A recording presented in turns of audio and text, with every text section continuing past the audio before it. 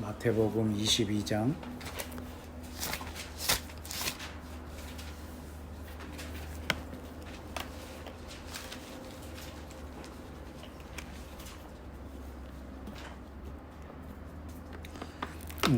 34절에서 40절까지 우리 같이 한 목소리로 읽겠습니다. 34절에서 40절 시작. 예수께서 사두개인들로 대답할 수 없게 하셨다함을 바리새인들이 듣고 모였는데 그 중에 한 율법사가 예수를 시험하여 묻되 선생님, 율법 중에 어느 계명이 크니까? 예수께서 이르시되 내 마음을 다하고 목숨을 다하고 뜻을 다하여 주 너의 하나님을 사랑하라 하셨으니 이것이 크고 첫째 되는 계명이요 둘째도 그와 같으니 내 이웃을 내 자신과 같이 사랑하라 하셨으니 이 두 계명이 온 율법과 선지자의 강령이니라. 아멘. 아주 무지막지하게 중요한 말씀입니다.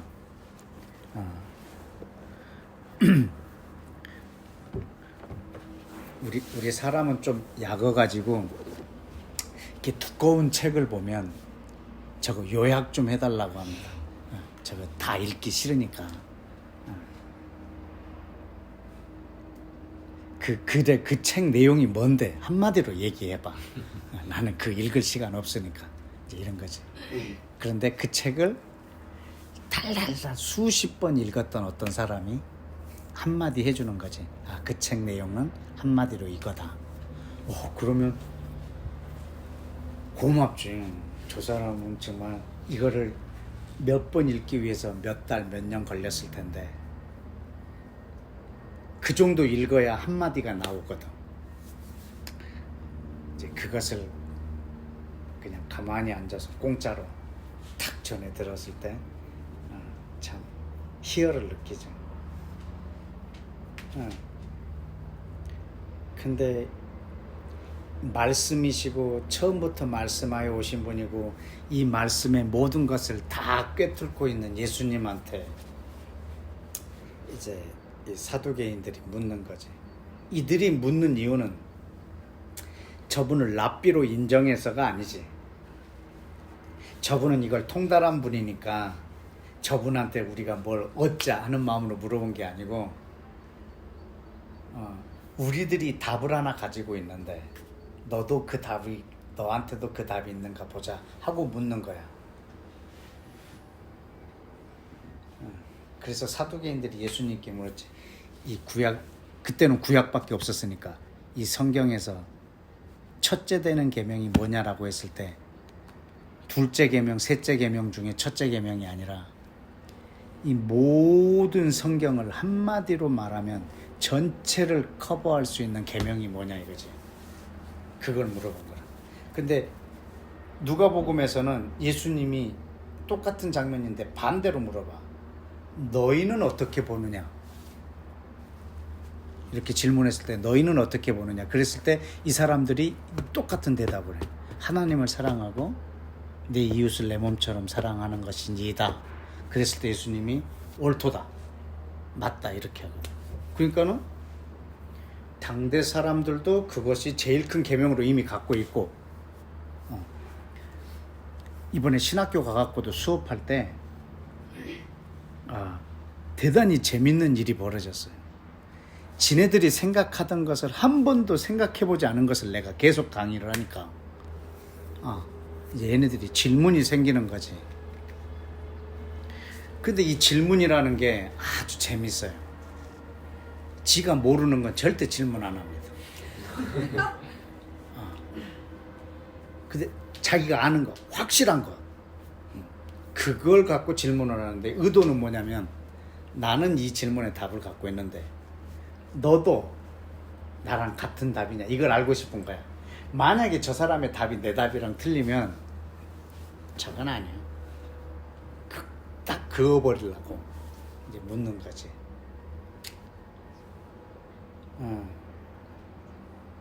그러면 나는 예수님한테 배운 게 있거든. 그 질문에 너는 뭐라고 생각하냐? 라고 땅을 그럼 지가 구구절절히 얘기를 해. 그럼 나는 그 중에서 하나를 딱 끄집어내서 얘의 말에 동의도 해주고 내가 하고 싶은 말을 다 해. 그러면 쟤네들이 이렇게 하는 거지. 그래서 나는 무슨 질문이든지 다 받을 수가 있어. 질문하면은 나는 꼭 쟤네들한테 물어. 왜냐면 지 속에 답이 없으면 절대 질문을 안 해. 그러니까 질문을 하는 이유는 내가 이만큼 안다라는 걸 말하고 싶고 나는 이미 답이 있다라는 거예요. 아예 모르는 사람은 질문을 안 해. 왜? 나만 모르면 쪽팔리니까. 나만 모르나 싶어서. 예수님한테도 그렇게 질문을 했단 말이지. 이 성경 전체에서 제일 중요한 게 뭐냐? 근데 사도 바울도 아주 많이 해서 내 이웃을 내 몸처럼 사랑하라는 이 한마디 안에 모든 율법이 성경이 다 들어있다라고 얘기를 하는 거지. 자, 근데 되게 중요한 부분을 오늘 이 말씀은 여러분들이 뭐 한두 번 들어본 것도 아닌데 오늘 여기서 기록되지 않은 것을 여러분하고 나누려고 하는 거예요. 계명 중에 제일 큰 계명이 뭐냐면 마음을 다해서 하나님을 사랑하라는 거예요. 또 내 이웃을 내 자신처럼 사랑하라는 말이 이게 무슨 뜻이냐면 똑같은 말이더라고 보니까.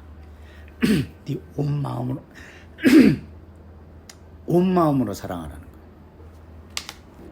하나님을 온 마음으로 사랑하고 내 이웃을 온 마음으로 사랑하라. 근데 온 마음으로 사랑하라는 말의 의미가 뭐냐면 너 자신처럼 사랑하라는 거예요. 그게 지금 전심으로 사랑하라는 말이거든. 그냥 하나님을 온 마음으로 사랑하라. 이 말을 또 다른 말로 바꾸면 하나님을 내 몸처럼 사랑하라는 거지. 내 이웃을 온 마음으로 사랑하라. 내 자신처럼 사랑하라. 그러니까 똑같은 말을 반복하지 않고 표현을 달리 하신 것 같아. 온 마음으로 내 몸처럼. 근데 나를 사랑하라는 말은 없는 것 같아.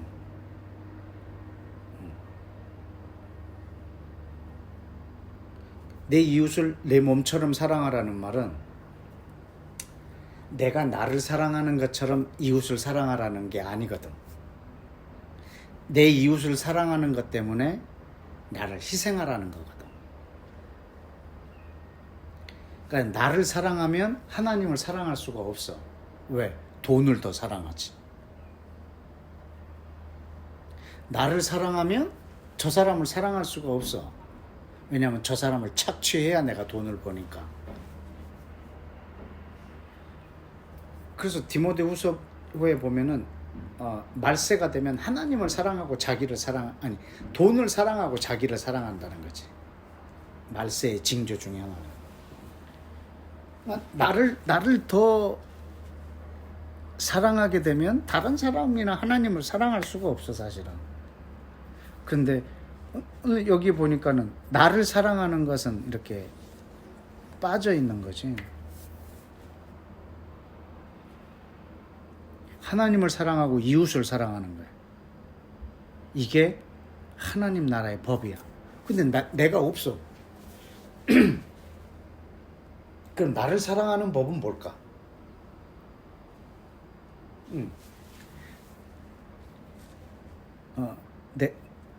요즘에 내가 운전하는 시간이 많아졌는데 운전을 하면서 나를 보호하는 게 뭘까? 어떻게 하면 나를 보호할 수 있을까? 사람들은 방어 운전이라고 그래. 반대편에서 달려오는 차들, 옆에서 같이 달려오는 차들. 사실 방어가 안 돼. 졸음운전하는 사람은 저걸 어떻게 방어를 해? 못 피해. 그냥 온 받아야 되는 거지. 근데 최대한 방어 운전을 하는 것이 나를 보호한다고 생각을 하는 거지. 근데 자세히 보면 교통법규를 제대로 지키는 게 나를 보호하는 거야. 법규를 정확하게 지키는 것이 나를 보호하는 거야. 규정 속도, 신호, 차선 이 법규를 정확하게 지키는 게 나를 보호하는 가장 좋은 방법. 또 보행자도 뭐 교통 법규가 없는 것 같지만 지난번 우리 어머니가 교통사고 나갖고 입원을 했었는데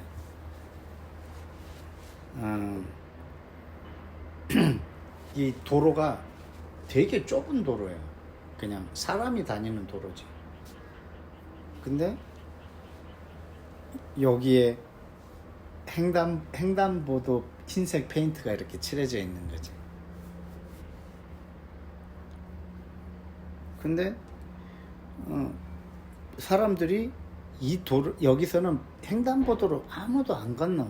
워낙 좁은 도로니까 그냥 인도야. 차가 다니면 살짝 피해주고 여기서 건너도 아무렇지도 않고 여기서 건너도 아무렇지도 않아. 우리 엄마도 평소에는 늘 저쪽에서 이렇게 건너서 가기도 하고 이쪽에서 건너가기도 하고 이날따라 횡단보도로 건넌 거야. 근데 엄마는 횡단보도를 건너는지도 모르는 거지. 여기도 건너도 되고 여기도 건너도 되니까. 근데 여기로 건너다가 친 거야. 그래서 엄마의 이 보상, 이 치료받는 거, 치료비에 대한 보상, 이런 게 완전히 달라. 그래서 어머니가 완전히 건강을 회복할 때까지 자기 몸을 충분히 간호하고 나올 수 있었던 게 이 횡단보도에서 난 사고 때문에. 이 걸어다니는 사람도 횡단보도냐 아니냐에 따라서 내가 나를 보호하고 치료를 보장받을 수 있는 것이 달라. 나를 보호할 수 있는 거, 차를 피해야 되는 거, 이거보다도 이 법규를 잘 지키는 거지. 자, 그러면 내가 나를 사랑한다. 그럼 어떻게 해야 나를 사랑하는 거지? 요즘 그 교보문고나 영풍문고에 가면 자기 개발서가 되게 많아. 그 중에서 제일 많은 게 자기를 사랑하는 법이야. 자기를 사랑하는 법에 대한 책들이 진짜 많아. 왜 저런 책들이 이렇게 난무하지? 나는 그런 생각을 했어. 요즘 막 우울증도 많고 자신감도 많이 떨어지고, 그리고 우리는 사람들을 자기를 사랑하는 법을 배우지 못했기 때문에 자기 안에 있는 어떤 걸 개발하지 못한다 이런 생각을 했는지 자기를 사랑하는 법에 대한 책들이 되게 많은 거야. 그래서 그 전에 그 기독교 서적 파트를 가다가 그 책들을 보고 내가 몇 권을 이렇게 봤어. 근데 공통된 것이 있어. 자기는 세상에 하나밖에 없다는 희귀성. 그래서 귀하다는 거야. 그러니까 자기 스스로를 귀하다 여기고, 그리고 자기를 사랑하고 자기와 화해를 하라는 거야. 나의 과거를 용서하고, 그리고 자기를 존중하게 대해주라는 거지. 쉬는 날에도 샤워하고, 쉬는 날에도 자기를 예쁘게 가꾸고, 그리고 자기에게 보상을 해주고, 자기가 힘든 일을 했으면 음식으로 보상을 해주고, 자기를 너 괜찮은 놈이야 라고 자기 스스로에게도 이렇게 말해주고, 이렇게라는 거죠. 자기를 사랑하는 법. 근데 사실 그 내용이 나한테도 사실 좀 생소했어. 나한테도 내가 잘 안 하거든 그렇게. 그런데 저렇게 세상 사람들이 자기를 사랑하는 법에 관심이 많구나. 그러면 성경에서는, 하나님의 말씀에서는, 하나님 나라에서는 자기를 사랑하는 법을 가르쳤을 것 같아.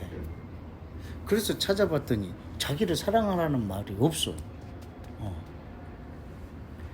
그래서 여기에 모든 율법이요 선지자요 그리고 성경 전체를 커버할 말씀, 이 안에 자기를 사랑하는 법을 기록해 놨더라고.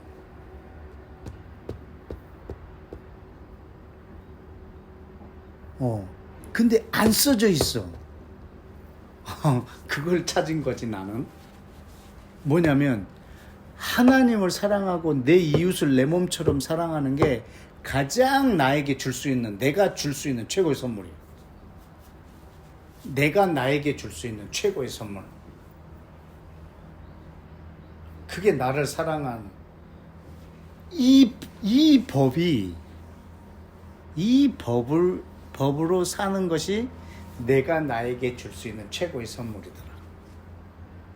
내가 하나님을 사랑하고 사람을 사랑하면 누가 제일 기쁜 줄 알아요? 내가 제일 기뻐. 내가 어떤 사람을 막 미워하는 거야. 막 진짜 꼴보기 싫고 막 미워하고. 그러면 제가 괴로울까? 내가 괴로울까?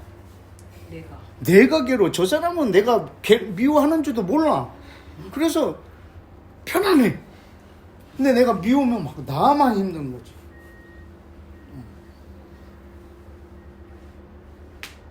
그 내가 어떤 사람에게 어떤 사람을 사랑하고 하나님을 사랑한다. 그럼 물론 이제 저 사람도 그 사랑을 받아서 좋겠지만 저 사람이 좋은 것보다 사실 내가 훨씬 더 좋거든. 내가 나한테 줄 수 있는 최고의 선물이 있다면 하나님을 사랑하고 이웃을 사랑하는 거야. 내가 나를 운전하면서 나를 보호할 수 있는 건 그 법을 지키는 거야. 나를 사랑하는 법은 이 법대로 사는 거지. 하나님이 주신 이 법. 왜냐면 그 누가복음 12장을 한번 찾아볼까요? 누가복음 12장에 보면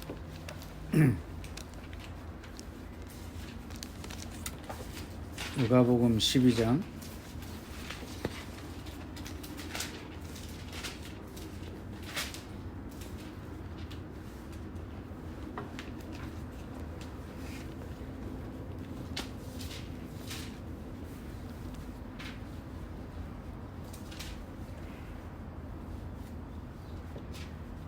29절, 30절, 31절까지 한번 읽어볼까요? 시작. 너희는 무엇을 먹을까 무엇을 마실까요? 구하지 말며 근심하지도 말라. 이 모든 것은 세상 백성들이 구하는 것이라. 너희 아버지께서는 이런 것이 너희에게 있어야 될 것을 아시느니라. 다만 너희는 하나님의 나라를 구하라. 그리하면 이런 것들을 너희에게 더하시리라. 아멘.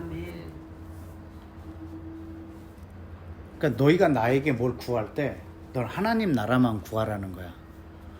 그러면 하나님은 나한테 안중에도 없는 것 같은 거예요. 나를 안중에도 없는 것 같은 거지. 하나님의 지금 먹을 것, 마실 것, 입을 것이 없는 사람이 하나님 나라를 구하라는 거지. 그 사사시대 때 보면은 그 엘리사가 나오잖아. 근데 하나님이 어느 그 과부가 지금 이 온 마을이 흉년이 들어서 먹을 게 지극히 없거든. 그런데 마지막으로 떡을 만들어 먹을 만한 가루가 있는 거야. 이거 먹으면 이제 우리 식량이 끝나는 거야. 더 구할 수도 없고 이제 죽음이지. 그래서 자기 아들하고 이 둘이서 이거를 음식을 만들어 먹으려고 불을 피우려고 나무가지를 둘이서 줍고 있는데 선지자 엘리사가 지나가면서 여인이요 먹을 게 있느냐. 속이 아주 복잡해집니다.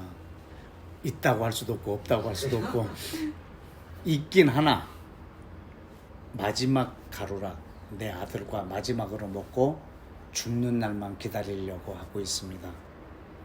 그때 이 선지자가 죽기보다 더 힘든 말을 해. 나다오. 그걸 나를 위해 떡을 만들어 다오. 근데 보통 선지자 같으면 이런 말을 해서는 안 돼. 근데 하나님이 시켰어. 그렇게 하라고. 하나님만 시키지 않았으면 선지자는 지가 굶고 죽고 말 거야. 근데 하나님이 시킨 거라. 여인이여, 그 떡을 나를 위해서 지어다오. 나 먹게.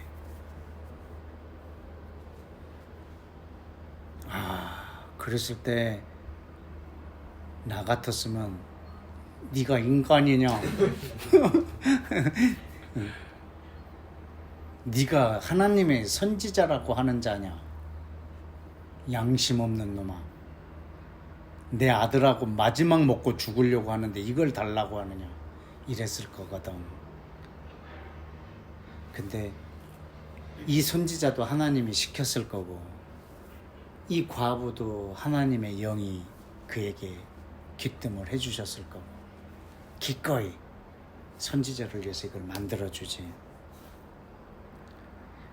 막 그렇게 하는 거 보면 하나님은 이 가난한 여인의 가정에 안중에도 없는 것 같은 거지. 저 선지자가 먹는 게 우선이고, 이 자기의 가난함은 돌봐주지도 않는 분 같은데, 근데 하나님은 이 여인에게 진짜 주고 싶은 게 있었거든. 그걸 이 여인이 받았으면 좋겠는 거야. 그걸 주고 싶으니까 그걸 달라고 한 거거든. 근데 이 여인이 기꺼이 제가 그러리이다, 당신을 위해서 떡을 만들어 드리이다, 이랬을 때 하나님이 얼마나 기뻤을까. 왜냐하면 내가 주고 싶은 것을 이 여인한테 이제 줄 수 있으니까 말이지. 또 죽기보다 더 싫은데 이 말을 꺼낸 선지자가 하나님은 얼마나 기뻤을까. 이 선지자에게 내가 주고 싶은 것이 있었으니까. 그것은 끊이지 않는 기름, 끊이지 않는 가루가 아니거든. 그거보다 더 큰 거거든.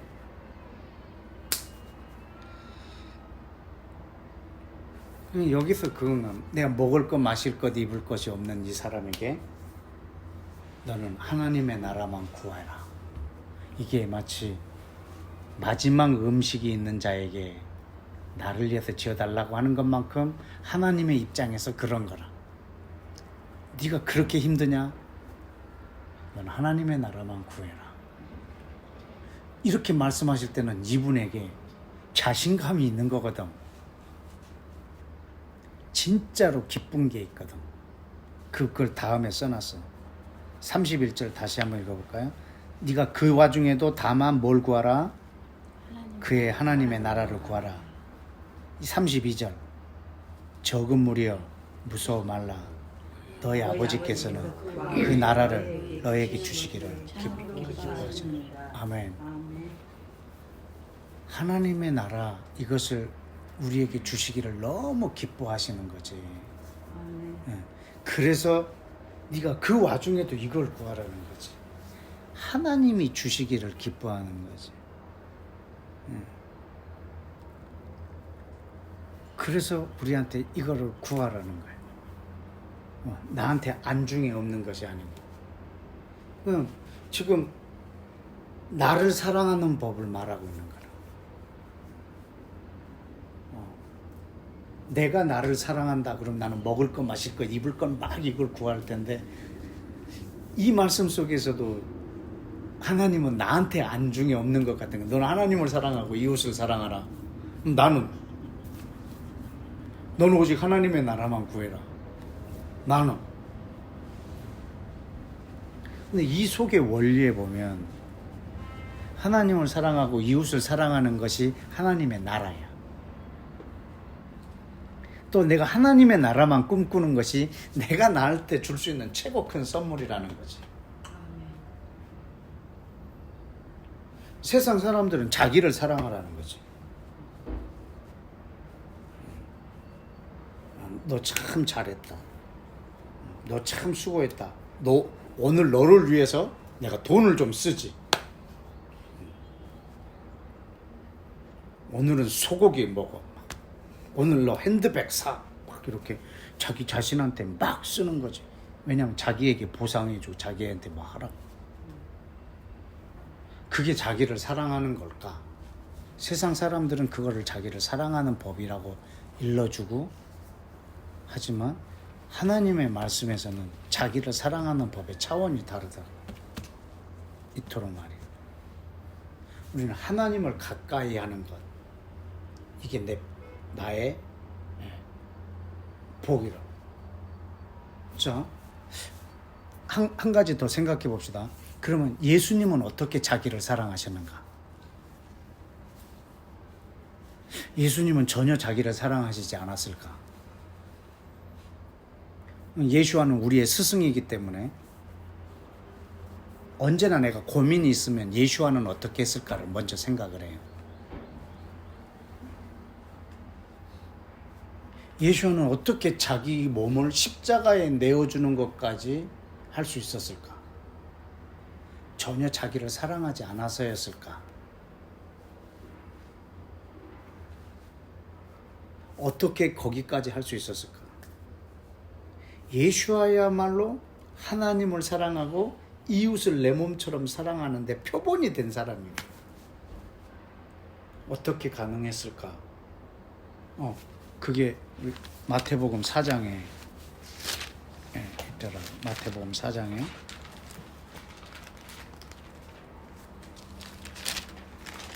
3장 16절 17절 두 절인데 또 번역된 것과 상관없이 굴하지 말고 끝까지 읽겠습니다. 시작. 예수께서 세례를 받으시고 곧 물에서 올라오실새 하늘이 열리고 하나님의 성령이 비둘기같이 내려 자기 위에 임하심을 보시더니 하늘로부터 소리가 있어 말씀하시되 이는 내 사랑하는 아들이요 내 기뻐하는 자라 하시니라. 아멘.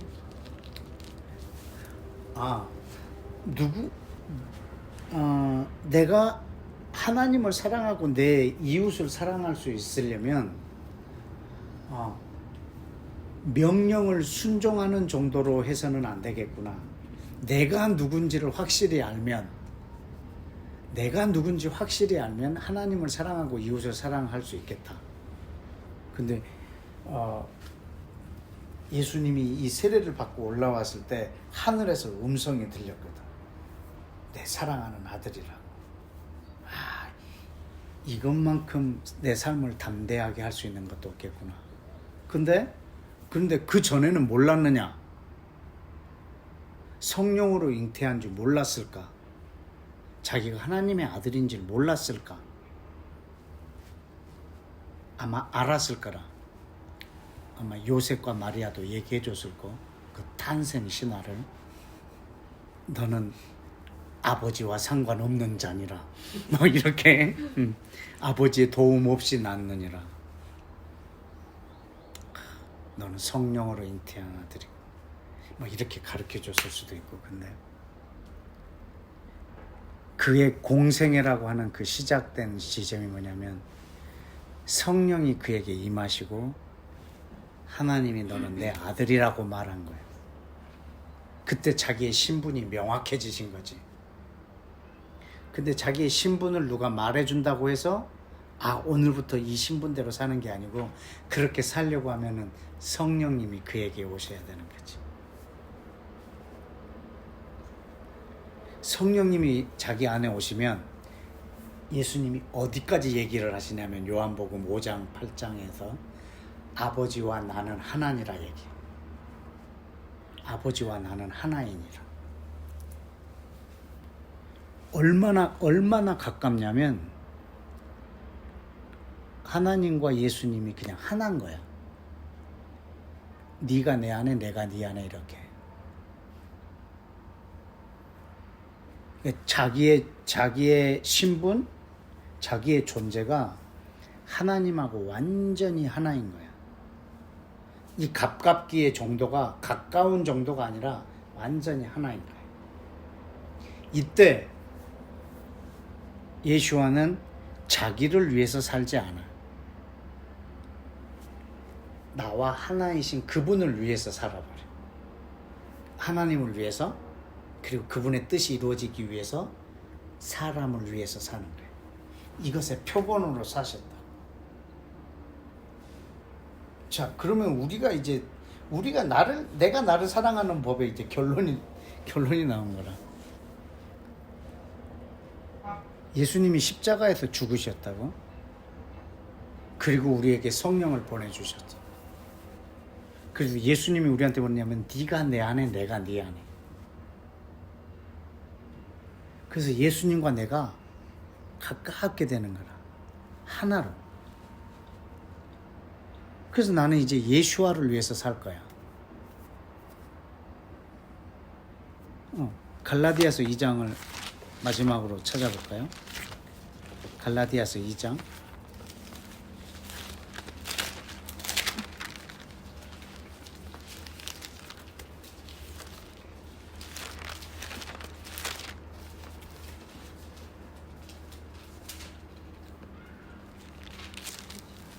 갈라디아서 2장 20절.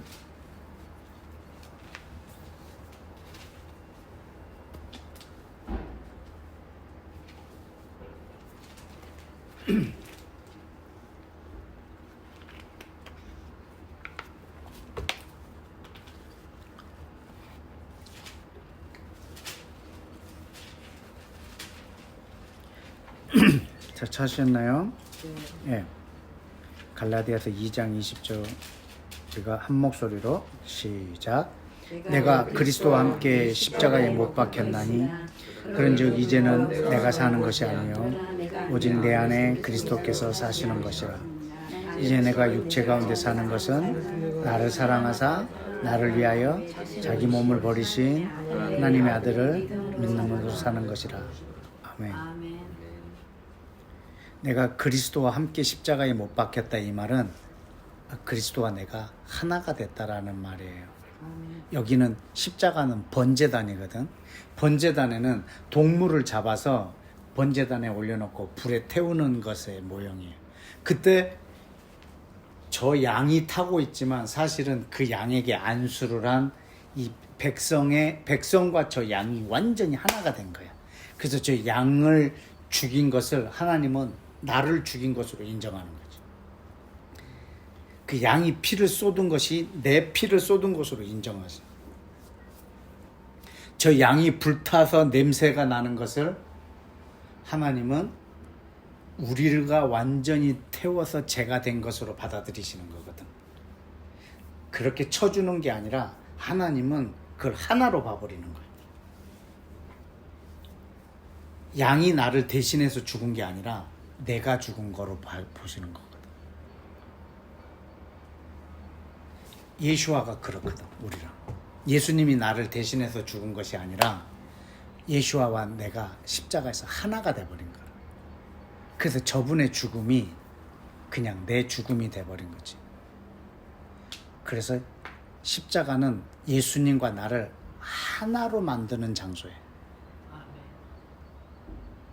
그래서 이제는 내가 사는 게 아니야. 예수님도 자기가 사시는 게 아니야. 아버지와 하나인 거야. 아버지가 나를 사시는 거라. 그래서 제자들이 아버지를 보여주십시오 할 때 넌 나를 봐놓고서 왜 아버지를 또 보여달라고 하느냐. 나를 본 자는 아버지를 보았느니라. 아버지께서 일하시니 나도 일한다. 내가 너희에게 이르는 말은 내 말이 아니라 아버지께서 내 안에 계셔서 하고 계시는 말씀이라. 계속 아버지와 자기가 하나인 것을 얘기하는 거야. 이게 자기를 지극히 사랑하는 행위야. 내가 누군 줄을 알아야 이 법대로 살 수 있는 거지. 세상 사람들은 내가 누군 줄 몰라. 그러니까 자기를 사랑하는 법은 진짜 자기를 사랑하는 거야. 자기를 사랑하는 만큼, 그러니까 자기를 사랑하는 만큼 타인이 사실은 희생돼도 내가 나를 사랑하는 굉장히 에고이즘의 극치를 달리는 삶을 살 수도 있거든.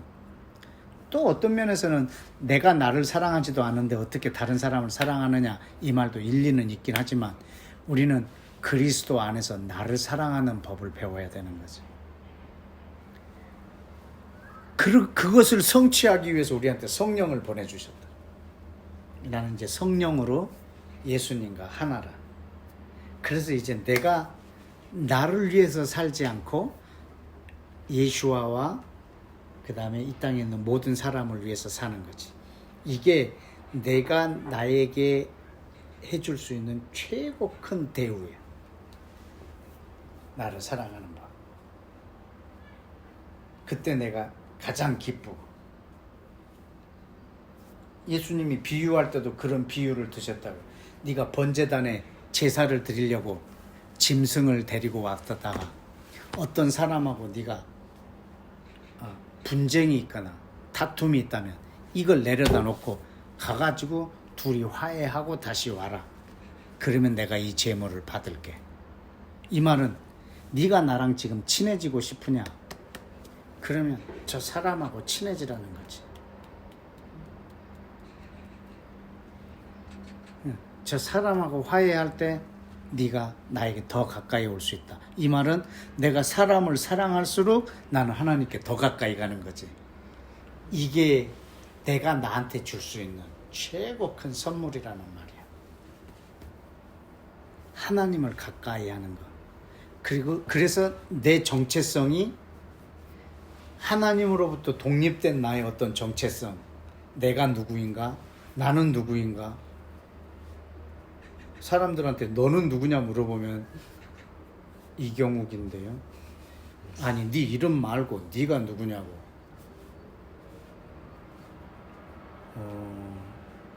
저요?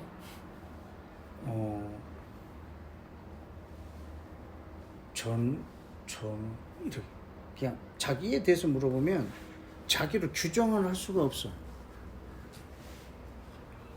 내가 이름을 물어본 것도 아니고 성격을 물어본 것도 아니고 내가 누군지를 사람들이 말을 못해. 근데 우리는 내가 누군지를 알 수 있는 유일한 방법이 있어. 그 예수와를 아는 만큼 나를 알 수 있어. 왜냐하면 예수와가 왜냐하면 저분하고 내가 하나야. 그래서 저분을 모르면 나를 알 수가 없어. 그러니까 저분이 누구다. 그러니까 저분을 아는 만큼 내 존재가 커지는 거야.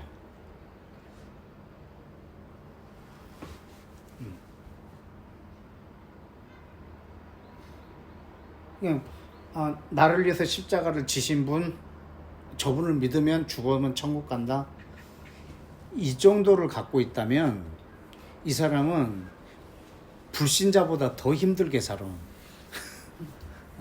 자기에 대한 정체성이 아예 없어. 왜? 예수를 믿으니까 이 땅에서도 편하게 살아야 될 거고, 그리고 죽으면 험한 데 안 가고 천국 가고, 이게 그냥 소원인 거지. 오직 지금 나만 바라보면서 나의 아이덴티티를 만들고 있는 거지. 그러나 진짜 나의 정체성은 예수님 안에서만 발견되는 거거든. 예수님한테 배우면 돼. 예수님은 아버지하고 하나야. 그래서 아버지가 어떠하면 자기도 어떠한 거야. 그걸로 이 세상을 살았어. 그러니까는 하나님을 사랑하고 사람을 위해서 자기를 십자가에 내어주시는 것까지 기꺼이 하실 수 있었던 거지. 그것이 자기를 대우할 수 있는 가장 큰 대우.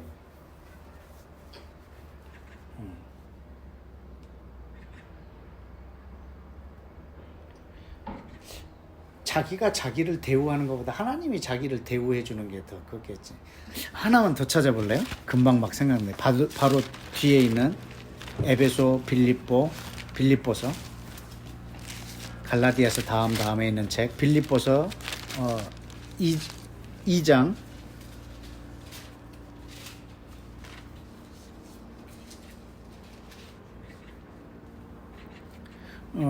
5절에 너희 안에 이 마음을 품으라.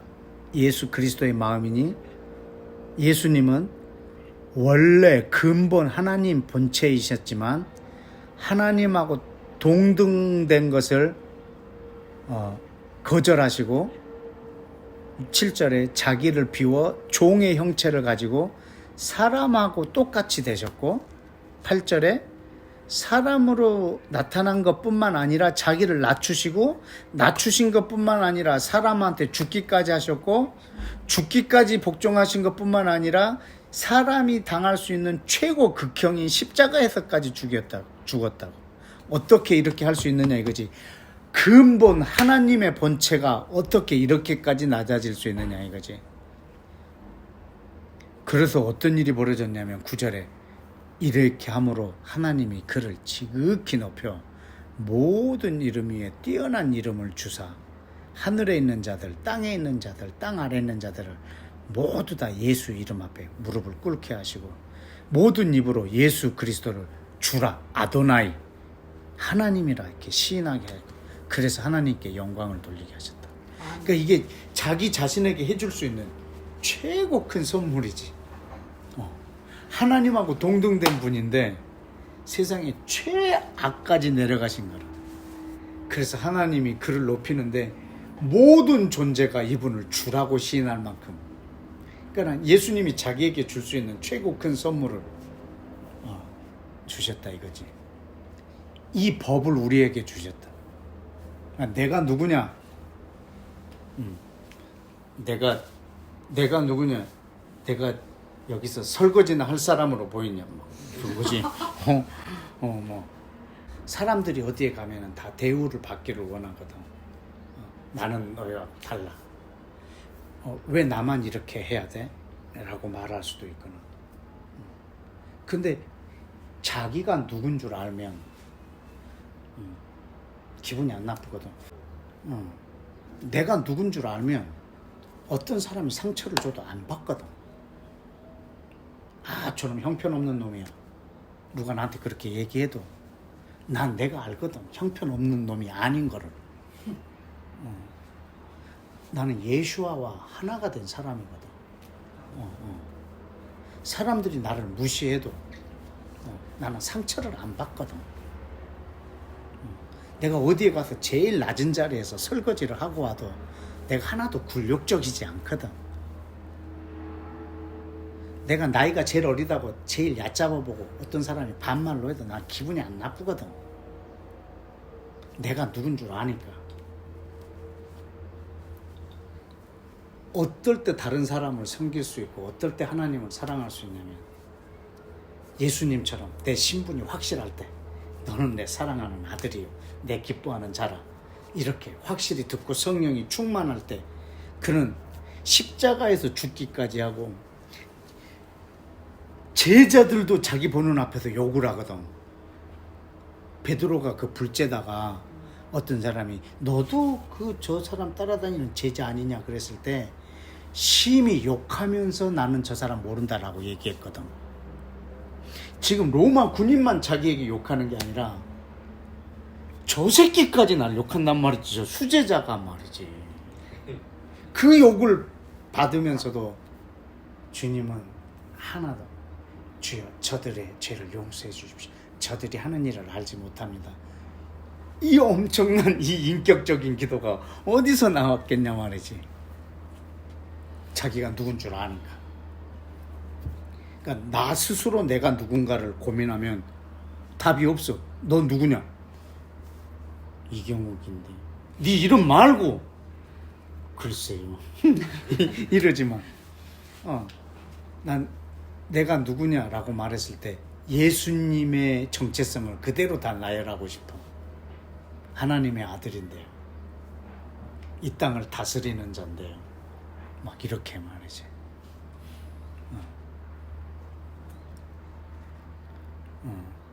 하나님과 사람 사이에 또 중보기도 하는 사람인데요. 하나님의 나라를 꿈꾸고 있는 사람인데요. 내 정체성은 예수님께 다 가 있어. 왜? 나를 없애버렸거든. 십자가에서. 이제 저분의 정체성이 내 것으로 만드시려고. 그래서 이제는 내가 사는 것이 아니고 그리스도가 나를 사는 거라. 근데 이거는 생각한다고 되는 게 아니고 성령님이 하나님과 예수님과 내가 하나인 것을 계속 깨닫게 해줄 때 이 삶이 가능하다. 그러니까는 자기 자존감을 너무 무너뜨리지 말고 늘상 하나님 앞에서 나를 가장 사랑하는 법은 바로 이 하나님을 사랑하고 이웃을 사랑하는 이 하나님의 나라의 법, 이 법을 사는 것, 이 하나님 나라를 사는 것이 내가 나한테 줄 수 있는 최고의 선물인 것을 우리 가족 식구들이 또 한 주가 넓게는 주님 오실 때까지, 또 짧게는 여러분하고 또 다음 만날 때까지 마음속에 깊게 두시기를 축복합니다. 아멘. 기도하겠습니다.